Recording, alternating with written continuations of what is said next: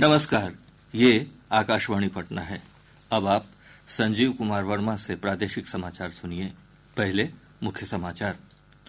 उप मुख्यमंत्री सम्राट चौधरी ने कहा, चौथे चरण में 80,000 से अधिक शिक्षकों की भर्ती की जाएगी। पटना उच्च न्यायालय की मध्यस्थता के बाद राज्य की अदालतों में तृतीय और चतुर्थ वर्ग के कर्मचारियों ने हड़ताल समाप्त की।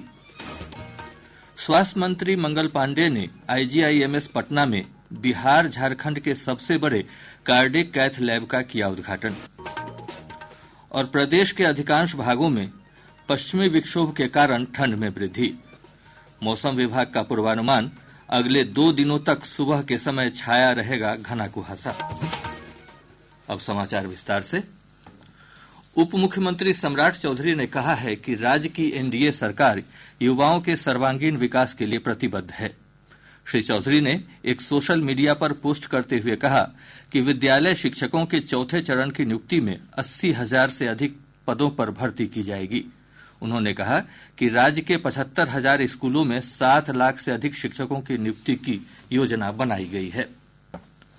वेतन की असमानता को दूर करने और प्रोन्नति की मांग को लेकर राज्य की अदालतों में तृतीय और चतुर्थ वर्ग के कर्मचारियों ने अपनी हड़ताल स्थगित कर दी है। कल से सभी कर्मचारी अपने काम पर वापस लौट जाएंगे। बिहार राज्य सिविल कोड कर्मचारी संघ के अध्यक्ष राजेश्वर तिवारी ने बताया कि पटना उच्च न्यायालय की मध्यस्थता के बाद हड़ताल को मार्च के पहले सप्ताह तक स्थगित कर दिया गया है। स्वास्थ्य मंत्री मंगल पांडेय ने आज इंदिरा गांधी आयुर्विज्ञान संस्थान में biplane cardiac cath lab system और आपातकालीन विभाग के विस्तारित वार्ड का उद्घाटन किया। इस अवसर पर श्री पांडेय ने कहा कि बिहार और झारखंड के इस सबसे बड़े कैथ लैब से हृदय और मस्तिष्क की जांच में आसानी होगी।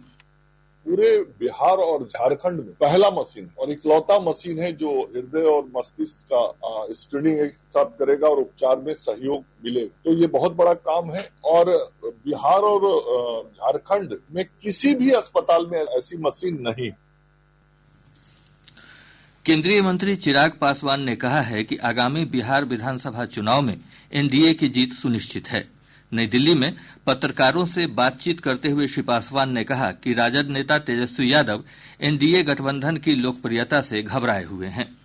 डर इस बात का कि जिस तरीके से एक विनिंग कॉम्बिनेशन के साथ बिहार में एनडीए आगे बढ़ रहा है, इस बात की घबराहट मेरे छोटे भाई के मन में है और ये स्वाभाविक भी है। अभी जो 4 सीटों पर उपचुनाव हुए, जिसको सेमीफाइनल कहा जा रहा है बिहार के विधानसभा चुनाव से पहले, उन उपचुनाव में 100% स्ट्राइक रेट रहा है एनडीए अलायंस का। मजबूत गठबंधन है, एक विनिंग अलायंस है और मैं मानता हूँ कि इस बार बिहार विधानसभा के चुनाव में अप्रत्याशित जीत हम लोग के गठबंधन की होगी। 225 से ज्यादा सीटें जीतकर बिहार में हम लोग सरकार। भाजपा के प्रदेश अध्यक्ष दिलीप जायसवाल ने कहा है कि विपक्ष के पास आगामी विधानसभा चुनाव को लेकर कोई मुद्दा नहीं है। आज शिवहर में जिला कार्यकर्ता सम्मेलन को संबोधित करते हुए श्री जायसवाल ने कहा कि प्रधानमंत्री नरेंद्र मोदी और मुख्यमंत्री नीतीश कुमार के नेतृत्व में बिहार निरंतर विकास कर रहा है। पांचों दल के कार्यकर्ता आपस में बैठकर, आपस में एक दूसरे से बातचीत करके और एक साथ आगाज करके अपने चट्टानी एकता के साथ आने वाले 2025 के विधानसभा चुनाव के लिए 5 पांडव की तरह आपस में एकजुट होकर के आने वाले 2025 के चुनाव के लिए तैयार होना। प्रधानमंत्री नरेंद्र मोदी जी और माननीय नीतीश कुमार जी कंधे में कंधे मिला करके बिहार को आने वाले समय में विकसित बिहार बनाने का जो सपना सब लोगों ने देखा था, उसे पूरा करने का काम कर रहे हैं।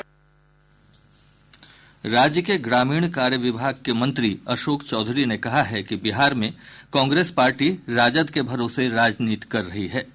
कांग्रेस नेता राहुल गांधी की कल प्रस्तावित बिहार दौरे पर निशाना साधते हुए श्री चौधरी ने कहा कि कांग्रेस का बिहार में अपना कोई जनाधार नहीं है। कांग्रेस को अभी दिल्ली में जिस तरह से उन्होंने कहा कि लोकसभा चुनाव में हमारा अलायंस था, अपने लोगों का बिहार में मनोबल न गिरे, इसलिए राहुल गांधी जी आ रहे हैं। इनफैक्ट राहुल जी पहले भी आ चुके हैं, लेकिन पिछले लगभग 3 दशक से आरजेडी के सहारे ही बिहार की राजनीति कर रहे हैं। जदयू के पूर्व राष्ट्रीय उपाध्यक्ष और पूर्व सांसद मंगनी लाल मंडल राजद में शामिल हो गए हैं। राजद नेता तेजस्वी यादव ने पटना स्थित पार्टी के प्रदेश कार्यालय में उन्हें सदस्यता ग्रहण कराई। इस अवसर पर मंगनी लाल मंडल ने कहा कि वह अपने पुराने घर लौट आए हैं। उन्होंने कहा कि जदयू में आंतरिक लोकतंत्र नहीं है। इस अवसर पर श्री यादव ने कहा कि श्री मंडल के आने से पार्टी मजबूत होगी। निगरानी विभाग ने बिहार पुल निर्माण निगम के प्रोजेक्ट इंजीनियर जंग बहादुर सिंह के कई ठिकानों पर छापेमारी में करोड़ों रुपए की चल अचल संपत्ति जब्त की है। आय से अधिक संपत्ति मामले में न्यायालय से सर्च वारंट मिलने के बाद यह छापेमारी की गई। विभाग ने जंग बहादुर सिंह के पटना स्थित पुनाईचक और वेद नगर मोहल्ला, बिहार राज्य पुल निर्माण निगम लिमिटेड स्थित कार्यालय और बक्सर जिले के मुफस्सिल थाना क्षेत्र के दुधानी गांव में छापेमारी की। अखिल भारतीय पीठासीन पदाधिकारियों का सम्मेलन 20 और 21 जनवरी को पटना में आयोजित होगा। सम्मेलन में लोकसभा अध्यक्ष ओम बिरला, राज्यसभा के उपसभापति हरिवंश, मुख्यमंत्री नीतीश कुमार, विभिन्न राज्यों के विधानसभा अध्यक्ष और विधान परिषद के सभापति भाग लेंगे। इससे पूर्व 19 जनवरी को पटना में देश के सभी विधानमंडलों के सचिवों की बैठक आयोजित की जाएगी। बिहार विधानसभा के अध्यक्ष नंदकिशोर यादव ने सम्मेलन की तैयारियों का मुआयना करने के बाद कहा कि अधिकारियों सहित अन्य अतिथि विकसित होते बिहार की झलक भी देख सकेंगे। प्रादेशिक समाचार आप आकाशवाणी पटना से सुन रहे हैं। ताजा समाचारों के लिए आप हमारे x handle AIR News_ Patna पर जा सकते हैं। राष्ट्रपति द्रौपदी मुर्मू ने आज राष्ट्रपति भवन में 2024 के राष्ट्रीय खेल पुरस्कार प्रदान किए। विश्व शतरंज champion D Mukesh, Paris Olympics में 2 पदक विजेता मनु भाकर, पुरुष हॉकी टीम के कप्तान हरमनप्रीत सिंह और पेरिस पैरालंपिक्स में स्वर्ण पदक विजेता प्रवीण कुमार को प्रतिष्ठित मेजर ध्यानचंद खेल रत्न पुरस्कार से सम्मानित किया गया। यह पुरस्कार पिछले 4 वर्ष में खिलाड़ियों के शानदार और सर्वाधिक असाधारण खेल प्रदर्शन के लिए दिया जाता है। पैरा निशानेबाज कोच सुभाष राणा, निशानेबाज coach Deepali Desh Pandey, hockey coach Sandeep Sangwan, badminton coach S Muralidharan और फुटबॉल कोच अर्मांडो एग्नेलो कोलाको को द्रोणाचार्य पुरस्कार दिया गया। एथलीट ज्योति यर्राजी और अन्नू रानी, मुक्केबाज नीतू और स्वीटी तथा पैरा तीरंदाज राकेश कुमार सहित 32 खिलाड़ियों को अर्जुन पुरस्कार से सम्मानित किया गया। एथलीट सच्चा सिंह और पैरा तैराक मुरलीकांत पेटकर को लाइफ टाइम अर्जुन पुरस्कार से सम्मानित किया गया है। खेलो इंडिया यूनिवर्सिटी गेम्स में समग्र रूप से शीर्ष प्रदर्शन करने के लिए चंडीगढ़ विश्वविद्यालय को मौलाना अबुल कलाम आजाद ट्रॉफी प्रदान की गई। पल्लवी की रिपोर्ट के साथ समाचार कक्ष से जया भारती।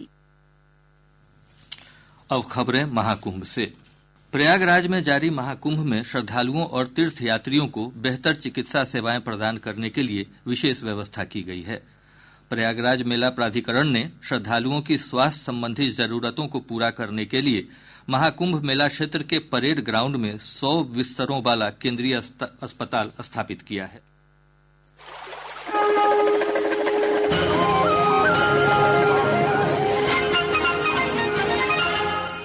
महाकुंभ 2025 के दौरान श्रद्धालुओं की सुरक्षा सुनिश्चित करने के साथ साथ सरकार ने चिकित्सा सुविधाओं को भी उच्च प्राथमिकता दी है। केंद्रीय अस्पताल के अलावा संक्रामक रोगों के प्रबंधन के लिए मेला क्षेत्र में 2 समर्पित अस्पताल भी स्थापित किए गए हैं ताकि देश विदेश से आने वाले श्रद्धालुओं की स्वास्थ्य सुरक्षा सुनिश्चित की जा सके। आकाशवाणी समाचार से बातचीत में केंद्रीय अस्पताल के नोडल अधिकारी डॉक्टर गौरव दुबे ने बताया कि अस्पताल में पुरुषों, महिलाओं और बच्चों के लिए अलग अलग वार्ड हैं। साथ ही ICU और आपातकालीन सुविधाएं भी उपलब्ध हैं। ये 100 बेड का केंद्रीय चिकित्सालय है, जिसमें 45 बेड पुरुषों के लिए, 40 बेड महिलाओं के लिए आरक्षित है, 5 बेड का हमारा पीडियाट्रिक वार्ड है बच्चों के लिए, 10 बेड का ICU है, लेबर रूम है, माइनर और मेजर OT की फैसिलिटी है हमारे पास। इसके अलावा हमारे पास डिफरेंट कैटेगरी के स्पेशलिस्ट हैं, इसमें पीडियाट्रिशियन है, गायनेकोलॉजिस्ट हैं, ऑर्थोपेडिशियंस हैं, चेस्ट फिजिशियन हैं और ऑप्थेल्मोलॉजिस्ट हैं। मेला क्षेत्र के विभिन्न क्षेत्रों में 20-20 बेड की क्षमता वाले 8 छोटे अस्पताल भी संचालित हैं। अस्पतालों में दी जाने वाली सभी चिकित्सा सेवाएं निःशुल्क हैं। आनंद कुमार, आकाशवाणी समाचार, प्रयागराज।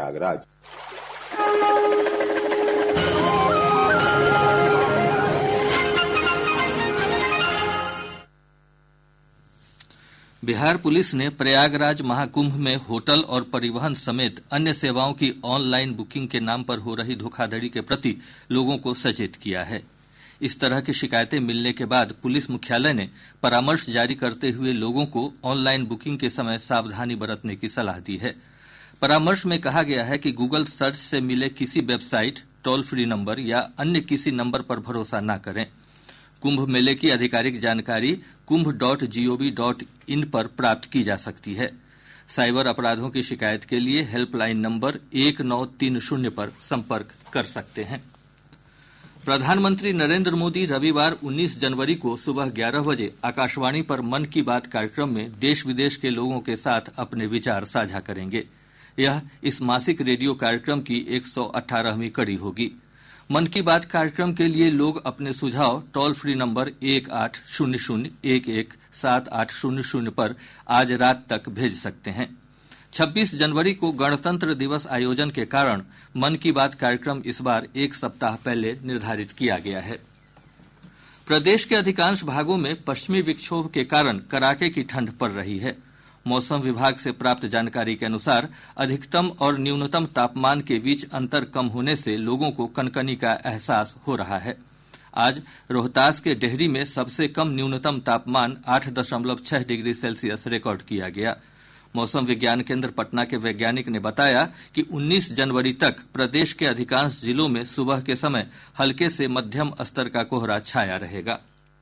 अगले 3 दिनों में राज्य के न्यूनतम तापमान में 2 से 3 डिग्री सेंटीग्रेड की गिरावट दर्ज की जा सकती है। तत्पश्चात कोई विशेष अंतर देखने को नहीं मिलेगा। राज्य के अगले 3 दिनों तक अधिकांश भागों में शीत दिवस की स्थिति बनी रह सकती है। बिहार के chief postmaster general Anil Kumar ने आज पटना जंक्शन के पास स्थित 24 घंटे सेवाएं देने वाले नवीनीकृत स्पीड पोस्ट काउंटर का उद्घाटन किया। श्री कुमार ने बताया कि इस काउंटर पर तेज गति से पार्सल और अन्य महत्वपूर्ण दस्तावेज भेजने की सुविधा होगी। इसके अलावा डिजिटल भुगतान की भी सुविधा उपलब्ध होगी। 5 लाख आर्टिकल रोज हम लोग डिलीवर करते हैं और मंडे को करीब 8 लाख आर्टिकल डिलीवर, और जो हमारी बुकिंग है पूरे राज्य से 2 लाख से 3 लाख के बीच में। मोस्टली हम लोग 2 लाख, 2.25 लाख, 2.5 लाख करते हैं। मंडे के दिन ये करीब 3 लाख बुकिंग हो जाती है। यहाँ पर हम लोग के पास जो नंबर ऑफ अकाउंट्स है करीब 4 करोड़ है। और ऐसे बहुत चीजें, जैसे डायरेक्ट बेनिफिट ट्रांसफर में हम लोग देश का 15% डायरेक्ट बेनिफिट ट्रांसफर आज करते हैं। हम लोग देश के जो डिपॉजिट्स होते हैं, जैसे बिहार जैसे गरीब राज्य में पिछले साल 98,000 करोड़ का डिपॉजिट। श्री कुमार ने आकाशवाणी समाचार से बातचीत में कहा कि डाक सेवाएं त्वरित गति से लोगों को उपलब्ध कराने के लिए विभाग कृत्रिम बुद्धिमत्ता टेक्नोलॉजी AI के इस्तेमाल पर तेजी से काम कर रहा है। उन्होंने कहा कि AI तकनीक के इस्तेमाल से डाक सेवा, आधार सेवा और पासपोर्ट सेवा की डिलीवरी सिस्टम मजबूत हो सकेगी। जहां करोड़ों में आर्टिकल्स बट रहे हो, करोड़ों में पार्सल बट रहे हो, तो इतना बड़ा डाटा है, तो उसके लिए सबसे जरूरी है data analysis, data mining and artificial intelligence. प्रक्रिया चालू है, पार्ट एंड पार्ट में हो रहा है। फुल होने में मुझे लगता है कि नेक्स्ट फुल फाइनेंशियल ईयर लगेगा। सियालदह मंडल अंतर्गत रोड अंडर ब्रिज के निर्माण के मद्देनजर कई ट्रेनों के परिचालन को रद्द कर दिया गया है। कोलकाता पटना गरीब रथ एक्सप्रेस का परिचालन 21 से 26 जनवरी तक रद्द रहेगा। वहीं कोलकाता दरभंगा एक्सप्रेस 22 से 26 जनवरी तक रद्द कर दी गई है, जबकि आरा पटना स्पेशल भी 22 से 26 जनवरी तक रद्द रहेगी। और अब अंत में मुख्य समाचार एक बार फिर। उप मुख्यमंत्री सम्राट चौधरी ने कहा, चौथे चरण में 80,000 से अधिक शिक्षकों की भर्ती की जाएगी। पटना उच्च न्यायालय की मध्यस्थता के बाद राज्य की अदालतों में तृतीय और चतुर्थ वर्ग के कर्मचारियों ने हड़ताल समाप्त की। स्वास्थ्य मंत्री मंगल पांडेय ने IGIMS पटना में बिहार झारखंड के सबसे बड़े कार्डियक कैथ लैब का किया उद्घाटन। और प्रदेश के अधिकांश भागों में पश्चिमी विक्षोभ के कारण ठंड में वृद्धि। मौसम विभाग का पूर्वानुमान, अगले 2 दिनों तक सुबह के समय छाया रहेगा घना कुहासा। इसके साथ ही आकाशवाणी पटना से प्रसारित प्रादेशिक समाचार का यह अंक समाप्त हुआ।